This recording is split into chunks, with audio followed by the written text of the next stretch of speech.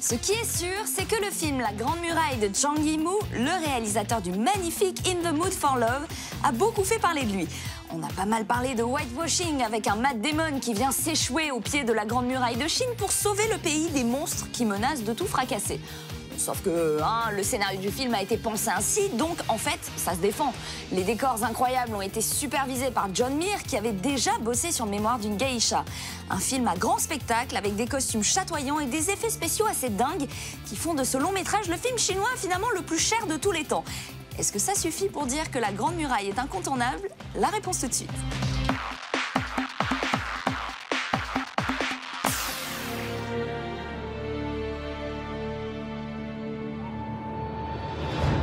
Laissez-nous vous raconter une légende pas comme les autres, celle de la Grande Muraille de Chine. On est au début du second millénaire, pendant le règne de l'empereur Renzong. Un vaillant groupe de guerriers venus d'Occident part à la recherche d'une mystérieuse poudre noire qui peut créer la foudre. Un soir, pourchassée par des brigands, la troupe s'en va trouver refuge dans une grotte, quand soudain... Et bah, il y a une grosse bête qui débarque, une sorte d'hybride entre le lézard, le félin en chaleur et Baz de Rock, qui bouffe tout le monde. Enfin, tout le monde sauf William et Perrault, les héros incarnés par Matt Damon et Pedro Pascal. Le hasard fait drôlement bien les choses, mais en même temps, c'est normal. Jason Bourne et la Vipère Rouge, c'est quand même pas des débutants. We are honored to be honored. Plus sérieusement, La Grande Muraille, c'est une super production sino-américaine ou américano-chinoise selon le point de vue. Une grande première à Hollywood puisque non seulement le casting mélange acteurs américains et chinois avec les deux langues dans les dialogues, mais aussi parce que derrière la caméra, c'est le tout-puissant Zhang Yimou, superstar du cinéma dans l'empire du milieu. I've been dying to work with him for years. One of the greatest filmmakers on the planet. Une équipe de choc complétée par Jing Tian, désormais abonné aux productions Legendary Pictures depuis le reboot de King Kong. Mais aussi par le grand Willem Dafoe, un peu perdu, il est vrai, dans ce déluge de scènes d'action monumentales.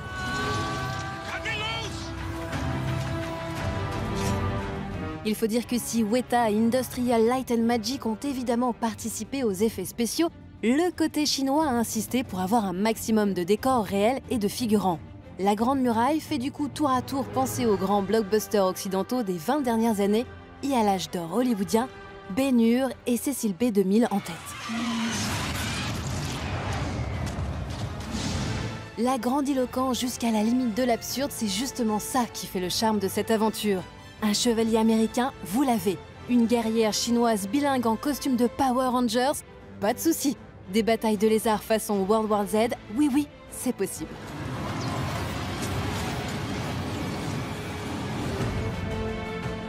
Alors oui, il ne faut pas s'attendre à du cinéma philosophique et intello, mais pour qui sait apprécier la folie des écrans asiatiques et les moyens financiers du 7e art californien, La Grande Muraille fait clairement le job. Ratage complet en Occident, carton plein en Chine, on n'aura sans doute jamais le plaisir de la Muraille de Chine ou la Muraille 3. Mais au moins, ce tir isolé a le mérite d'avoir ouvert une brèche de façon totalement épique dans l'édifice hollywoodien.